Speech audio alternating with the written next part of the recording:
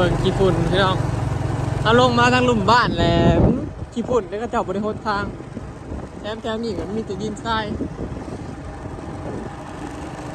เพื่อนนี่สบายพี่น้องมากบวกกินพี่น้องเดือด ไฟกับมากร้ายหลังแล้วบวกกินบ้านเฮาเรียนสองสัตว์โหได้เรื่องแห้งฮอดแล้วมีรถลงมาบ่ฮอดทุกที่หรอกพี่น้องเดี๋ยวเลยรถคือว่าจับฮอดแล้วนี่แหละหันสร้างพี่น้องตัดผมนะช้างอยู่บ่ก็เรียกว่าอยู่สิตอบบ่ยังสอมหลุดบ่มึงไปบุญบ่บุญมันคึมจักแล้ชิงเรือก่อนบ่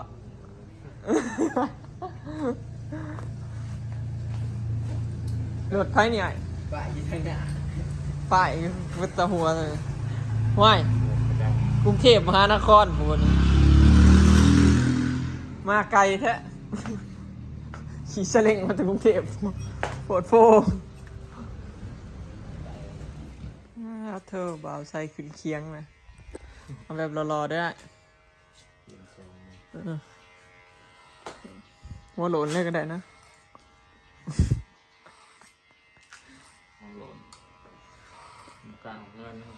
บอกเพื่อนอยู่เดือนหนึ่ง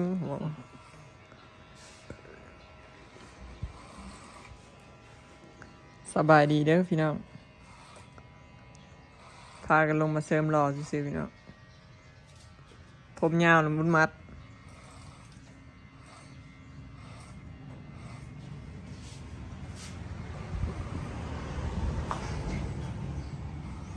ทางล่างเอาสีสูงๆกันหน่อย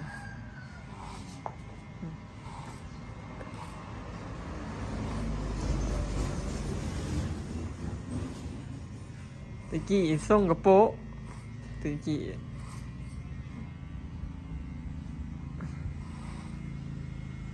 ผมยิกแบบนี้ต้องส่งกระโปะใส่หรือว่าส่งอะไรเด้ตัวเขาอันวัดขาง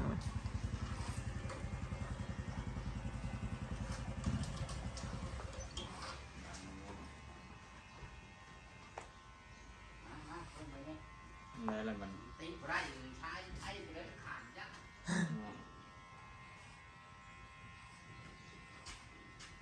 ตัดตรงไทยเนี่ยไม่ต้องผัด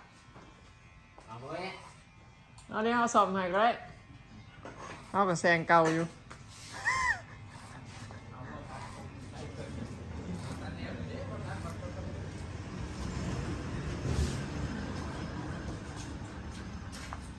ขาเบิ่งมาชิรอบ่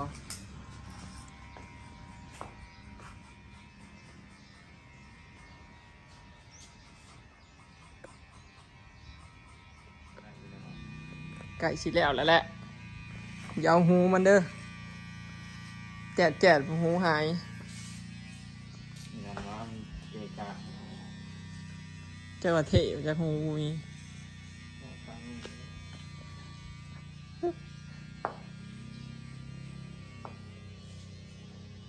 แต่สิได้ลูกได้เมียของเขาอยู่บ่เนี่ยใช่จู้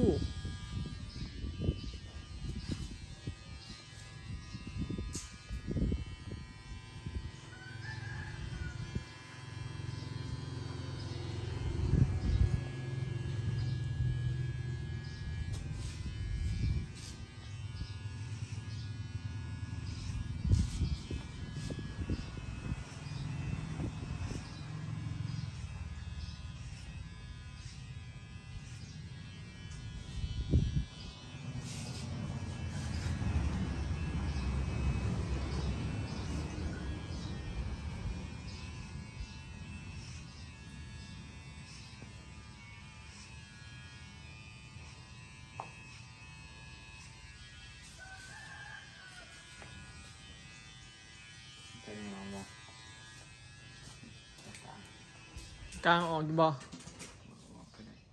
บ่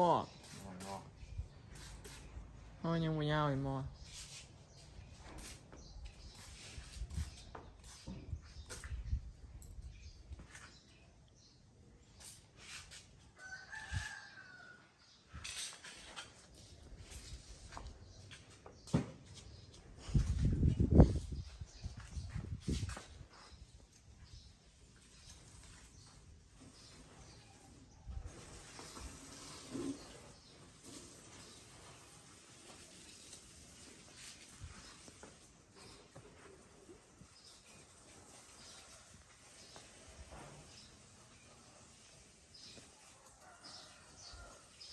ขาตัดผมกับบ่แพงพี่น้อง20 บาท กันเอง30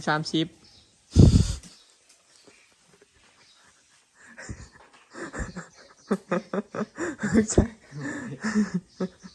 ฟังคักๆนะพี่น้องอันขาตัดผมนะ20 บาทกันคนกันเองนะ30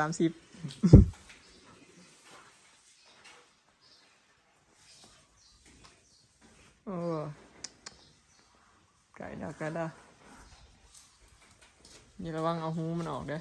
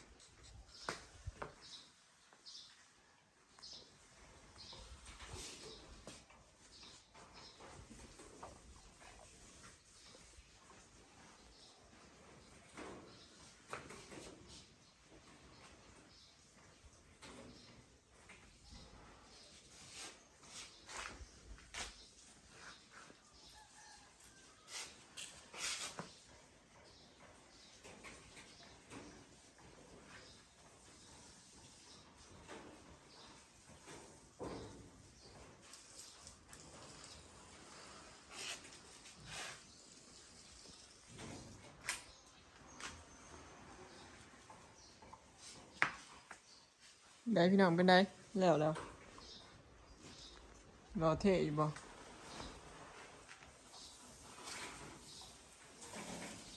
พอมันหล่อตัดทรงก็ได้ก็หล่อฮะ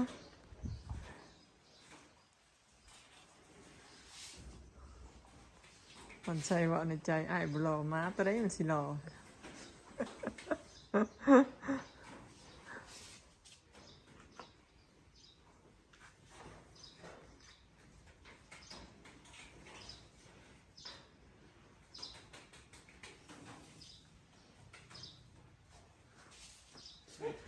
แล้วพี่น้อง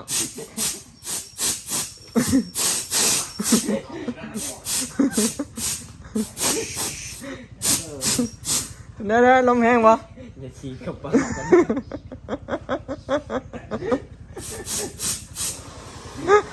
เอ้าใส่พิษอันบ่เอาโทษใส่ลงอันลืมว่ามันมีอันนี้ไหม โทษทีลืมว่ามันมีได้เป่าอยู่ ลืม มันมีได้เต่า เย็นนี้เยอะใส่หันหน้ามามึงดูว้าว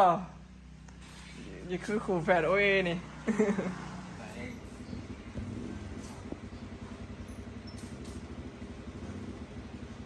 เดี๋ยวตัดผมแล้ววันนี้เป็นปอดตายขี้บุญไงเนาะชิบหล่อผ่านบัดเดียวฝุ่นลอยตามอากาศอยู่ ยังไวนั่นเอง ขอบใจละ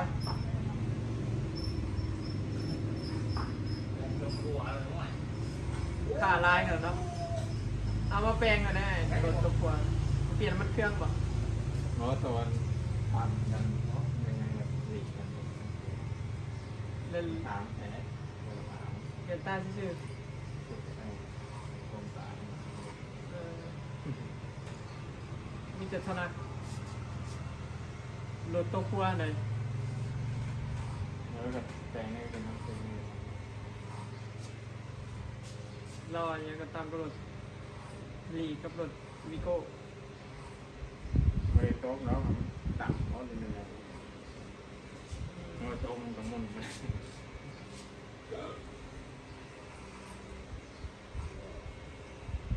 เลยงง ขี่กันทุกวันต่ำกัน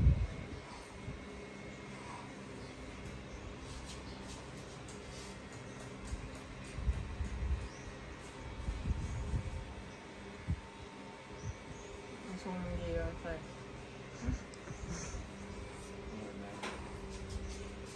เอาแบบเก่านี่ละ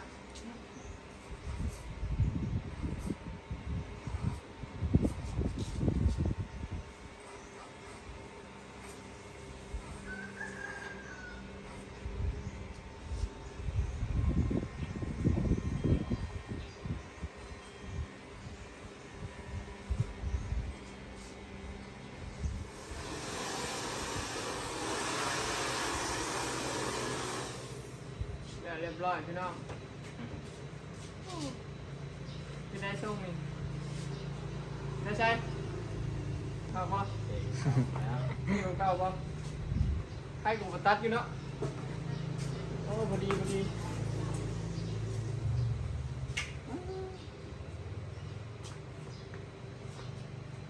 พอบอกพี่น้องได้เรียบร้อยข้างล่างนี่ก็ซุ้มเสร็จบอกให้เราเอาสูงเวลามันยาวมันสิเดินไปตรงลามเองตัดพี่น้องเลยเรียบร้อยพี่น้องสูงนี่มาเบิ่งของบอกวันชัยคือสมผู้บ่าวใหม่อยู่ดอกเดี๋ยวเมื่อก่อนพี่น้องมาดิตัดใหม่แล้วผมกัน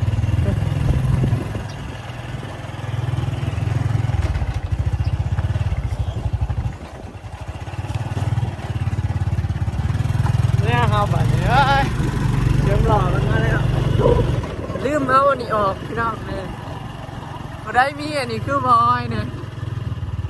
นี่ยังอันนี้นั่นมีอันนี้ซี่พี่น้องแอบเดี๋ยวนี้ผมเลยจอมขวัญหมดจอม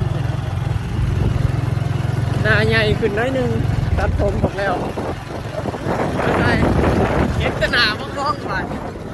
ผมไม่ได้ตัดนะเห็นแต่โอเคนะพี่น้องคลิปนี้ก็สิขอเก็บภาพบรรยากาศในซัมมีเดอร์นะพี่น้องมาตัดชวนชิมอนแหละชิมอนบอกว่าชิมอนก็ยิ่งสบายไปแล้วพี่น้องสบายดี